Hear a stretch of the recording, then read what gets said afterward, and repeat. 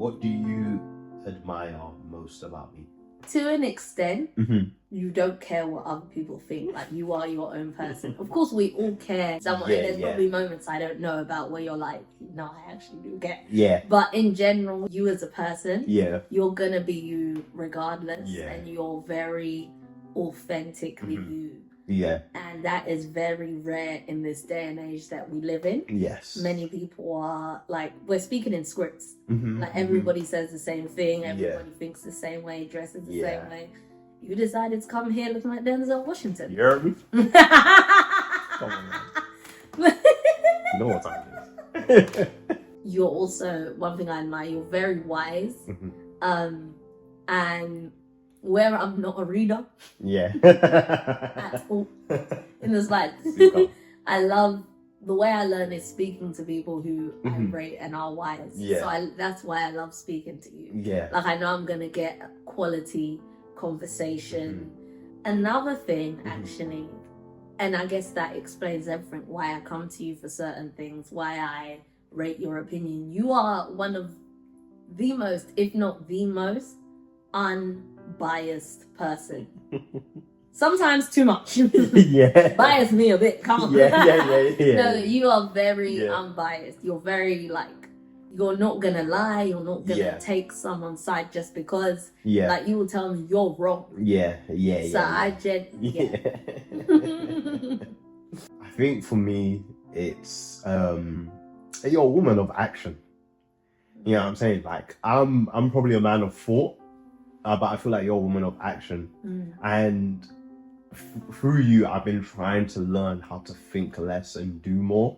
Sort of thing, because I think I was at a point where I was overpriding myself on how intellectual I was and how much I could rationalize things, but I realized that was stopping a lot of work that needed to be done from getting done. So one thing I've always admired about you is, and it's courage, really, because you don't give things much thought. Not that you're not a thinker, not that you're not sensible or rational, but just you throw that to the side when it's time to act. And I wish I could do that. I really do. I don't know if I've told you this enough, but I tell some people who know me and watching this will be like, yeah, no, he's had conversations with me about this many a times. I wish I could just throw myself into things. Really? The way that you do. Yes. It's so funny because on the flip, that's something I admire about you. Like,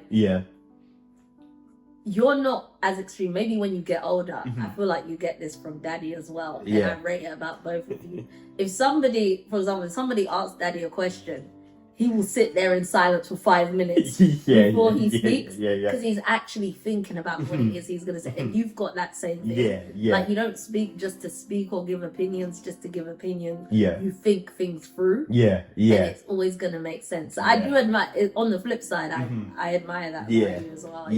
But sometimes I wish I could just go after things. But I think your drive and just, it's courage, man. I'll be real, it's actually courage.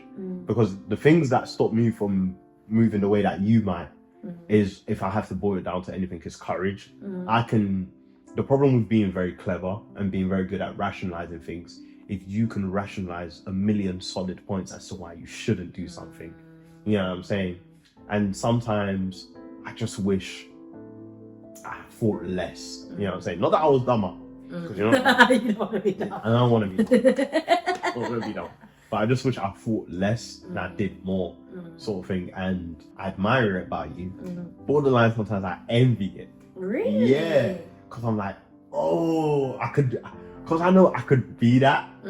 But then at the same time, then another thought comes like, yeah, but if you be that, you know what's going to happen. You know what I'm saying? So, yeah, I think that's something that I definitely admire about you. Like, you're a woman of action. If I have to say anything, you're a woman of action. Like, someone's like, we need to do this. You're like, okay, we're going to do it. We're going to get it done. Like, there's been many plans where maybe we're trying to get the siblings together, can be as small as that or anything else. And you're like, okay, we're going to do it. Like, no, you do this, you do that. And even as you're laying out the plans, I'm like, no one's going to comply to this. Like, I'm rationalizing. I'm like, well, this person is very self-centered, so they're going to avoid it. That person, lo and behold, it comes to fruition the way you said it would. On a rare occasion, it might fall apart the way I predict. That does happen. Yeah, and it makes you feel good. So in some ways, we both have to be the way that we are. As much as we might want to be the opposite, like I have to be a thinker. Otherwise, it's all going to fall apart, and you have to not overthink. I've never thought about how opposite we are, yeah, to be fair. We're quite similar in some ways. Yeah. You know what I'm saying? Like our morally somewhat values, like if we think about the wider things in what's happening in the world, we kind of sit on the same page. Yeah. But we're quite opposite. different. Yeah, that's we're interesting. very different. We're very different. As I've gotten older, I've seen this. And I think you share this with Ruben, and I share my own thinking with Nod. Yes. Nodri. What is something I taught you? Should I go first? Because I actually have something. Okay, go on. One of the biggest lessons, and it was for this specific thing, but I've taken it on board with like all my life, and there's many other moments it's gonna come to fruition later. Yeah. I was like, when I would do my videos before, I would need to show everybody like, what do you think? What do you think? What do you think? Is it done? And you were like, okay, so actually I've got two things. And you were just like, what do you think? Yeah. Because I needed other people's opinions to validate, okay, this is okay, and I can move on. And you let me know, like, no, you like become self-reliant. You need to know that this is okay and keep it pushing type thing. And I found that in like other, like when it comes to dating, sometimes I will sit down and find the answer for myself. Yeah. Because you do turn to people for advice and it's good. Yeah. But sometimes it's like, find that answer in yourself. I think I got that from you. Yeah. And then also, this is just basically down to just my videos. Maybe you could use it in other things, but it was just like, you told me, because I would always try and, okay, I need to do this and I need to make this look, and you're like, listen, it's done. Let it go. Yeah. It's no longer yours. When you're creating something, you need to learn to just let it go, and it's for people. Yeah. My main message is I want to spread joy for everybody else. Why are you keeping it? Exactly. Give it to people. Yeah. Give it out there. It's not yours anymore. Yeah. It's so hard to do though, isn't it? Hard. Because you spend so much time with that thing, almost like a child. And it's no longer a thing, like you've made it, broken it down into pieces, that it's no longer, you need to just, it's done. To the point where you put it out there, people have a positive response, but if they're interpreting it as like, oh, this is so motivational, it's like, no, it's not supposed to be. You always want to fight that, but I've learned to let that go. So people are going to take it differently to how you take it, because all our minds are different. Yeah. And also, like, embrace it. Be like, oh, I never saw it like that. Exactly. Okay. Yeah. In terms of what you've taught me, it's every opportunity that's out there, take it and go for it. There was definitely a point in my life where like I had so much opportunity around me, and I kick myself sometimes because I'm like, wow, I could have gotten to where I was at faster. But I just didn't want to take. I was like, this is gonna be effort, or they don't want to pay me, or this, that, or the other. But then you, on the other hand, who'd been taking every opportunity handed to you, paid, unpaid. It's paid now, though. It's paid. Yeah. But like, you know, at that stage where when you're building, you have to just take any and every opportunity. And when I was DJing, when I was self-employed, I kept that with me. And I did some of the worst gigs in my life for the least amount of money. But it was the opportunity that mattered. And the opportunity will give you more money than whatever it is they are or aren't paying you. Do you know what I mean? So I think from you, and it's also from example, I'm sure you've maybe said it, but more so from example, I've just seen you say, yeah, I can do that. Yeah, I'll do that. Like, whereas me, sometimes a gig might come in and I'll be like, where is it? I don't want to do that. Do you know what I mean? But like, yeah, take every opportunity. Even the job I have now is largely based off of the fact that I heard a conversation with someone speaking about project management. And I said, no, you've done it that way. Okay, I'm going to just give it a shot. I'm going to spend the money to do the course. I'm going to do this and that. I might get nothing out of it. I didn't. But like, it pays a lot to just take an opportunity, because you don't know what it is. You have your dreams, but the universe ultimately doesn't care. Like, whatever is in store for you is what's in store for you. Do you know what I'm saying? So yeah, that's been big. That's been big for me, actually. Massive. Okay. Yeah. Good, very good to know. Yeah. I guess this is one thing you'll never experience. But being somebody's older sibling, it's always a big insecurity of worrying, like, I hope they take something from me. Oh, really? You know? Yeah, because I'm just like, because as much as I do feel that, I have to like push it back and keep it a secondary thought and keep pushing. Yeah. And I might fail at this, I might fail at that. Yeah. But I'm just focused on my path. Exactly. But then I stop and look and think, I've been failing a few things. Like, are they looking at me and still rating me? Yeah. Like, yeah. You know what I mean? Yeah. Yeah. Ooh, what is some, you got some questions in here. I'm taking these home. What is something you wish you had told me more? Okay, I already answered that, I'll be honest. Yeah. In that when I say, I'm proud of the man who you are. True. I think it, and I feel like we'll get this from Daddy. Like, I'll speak to so many other people about it. Yeah. But I won't actually tell you. Yeah. Like, how much like, if I sit here and I was like, do you know that I rate you? I guess. You know, like, I assume so. Yeah, but you're someone I rate very highly. Yeah. Like, to be fair, you have told me. Like, I've been on the phone, you're like, you're like, I see you as wise, and I'm like, whatever, dude. Especially because I've probably just been making like poo and piss jokes, you know what I'm saying, or whatever it is that we do. But like, when you say that, I'm like, maybe I take it for granted sometimes, or I don't understand the sentiment behind it. So it's nice to hear it. Like, you're up there. Yeah? Yeah. I'm glad I get to tell you now. Like, if there's ever any doubt I've had about myself or what I can achieve, the example that you have laid out for me has annihilated that. You know what I'm saying? Because my dreams are not as lofty as yours. I'll be honest. I just want to be happy. I just want to have a decent house. You get me? A nice wife. You got that. But yeah, I think you've inspired me. Like, you've definitely inspired me. Like, as I was saying, my dreams, they're not always as lofty, but even wherever they are to me, they sometimes can seem out of reach. And old Rio would have doubted things unless, like, I have very few examples of my life of people who have dreamed of something or wanted to achieve something, and I actually see them go out and do it and get that done. So like, anytime I'm like, I don't know if I can do this or that, I'm like, just keep doing it, you know? And it's very simple, but like, in order for you to believe in such a simple saying as just keep going, you have to see someone keep going and achieve it. Most people you see keep going are still going. You know what I mean? They're still going. And then sometimes I'm like, man, it's just so easy for Joyce, man. When we were young, I remember you winning Choice FM, radio challenges, getting, what was it? £100 for Primark? £1,000 for Primark? You bought the neon shit in the store. Like, I remember you entering contests and winning. I remember you, and I was like, damn, like, all she's doing, well, at least on the surface, all she's doing is saying, I'm gonna do it, and applying herself.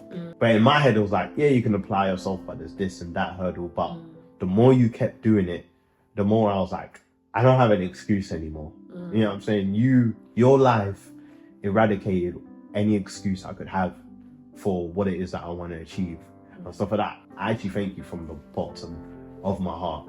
Like, if you don't live the life that you live, don't get like me and start thinking. Like, stay a dreamer, man. Stay irrational. Stay delusional.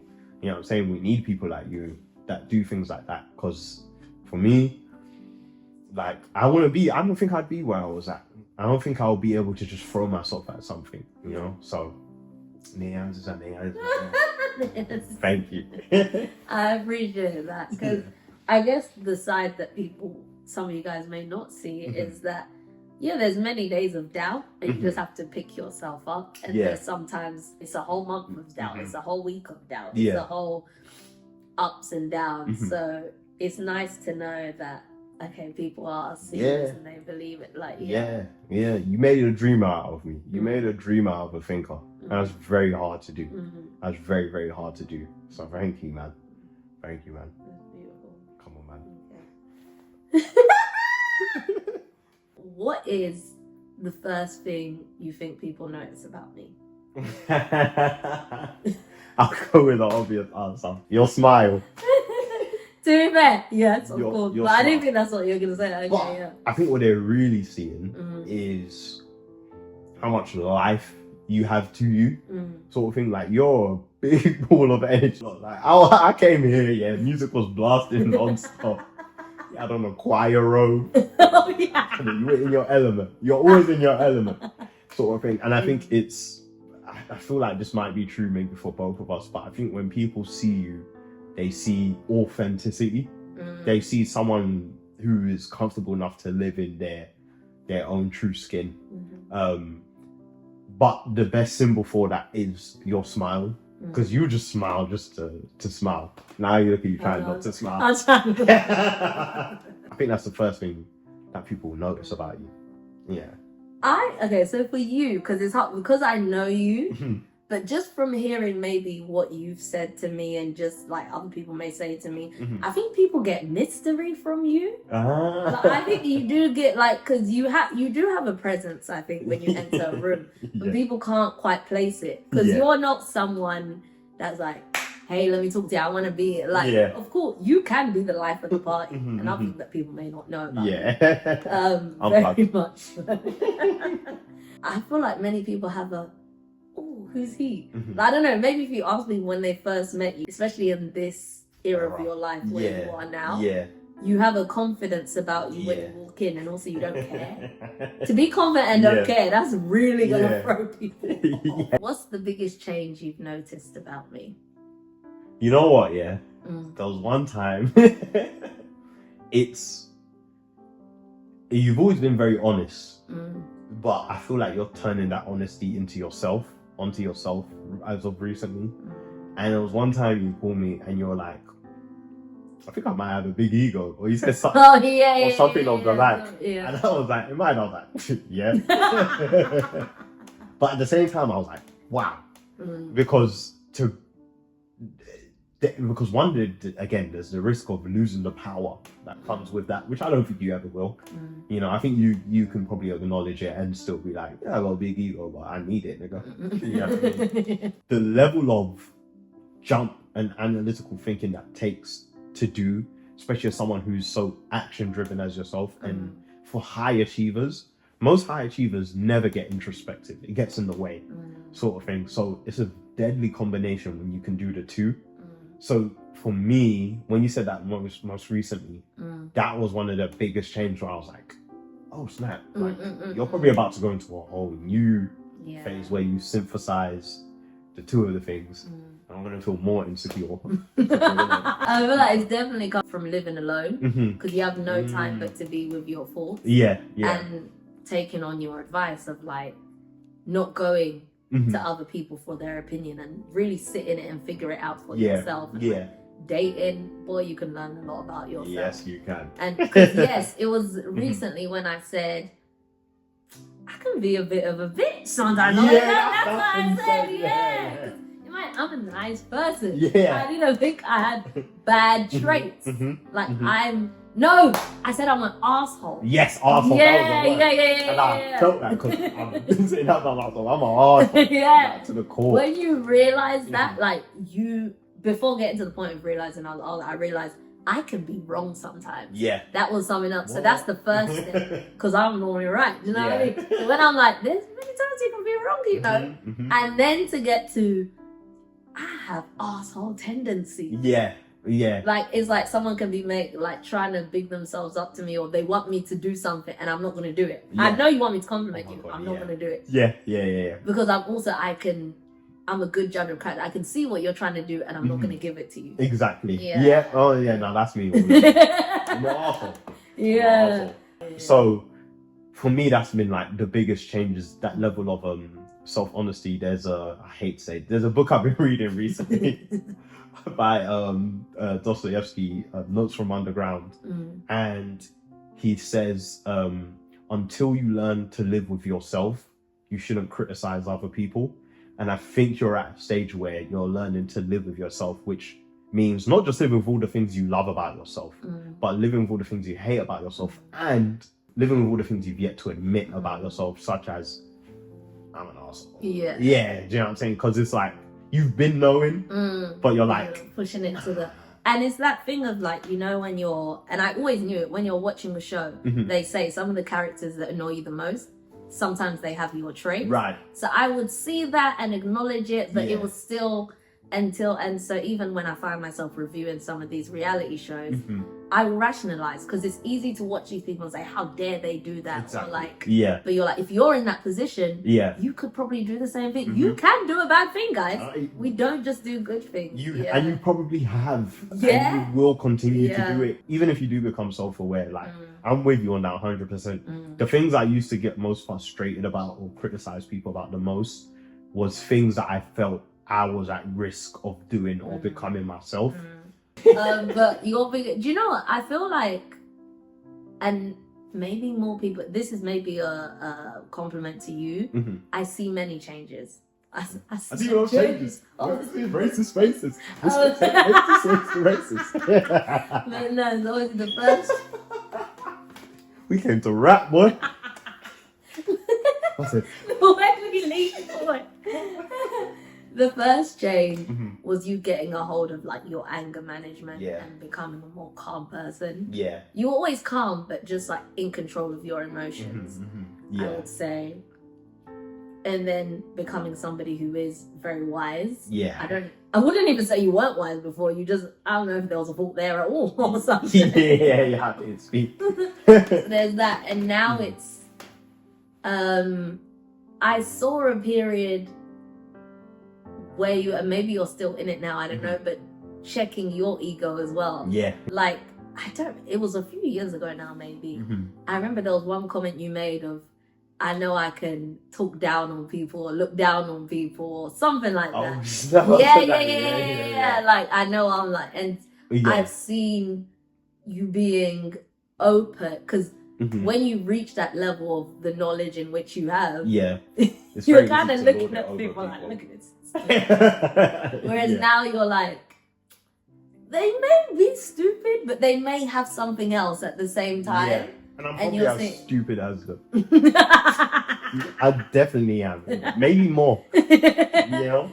So is that, and then also, to be honest, this season you're in now, it's like you stepping into, okay, I'm trying to find, there's never a final form, but that man that I want to be, I'm working towards that now. Like, I want to be seen as a provider. I want to be seen as and it's finding, it's just you, but also seeing you find the right woman that makes you want to be that. Like, I know for a fact, say you get a promotion tomorrow, people will think, I can't wait to tell her.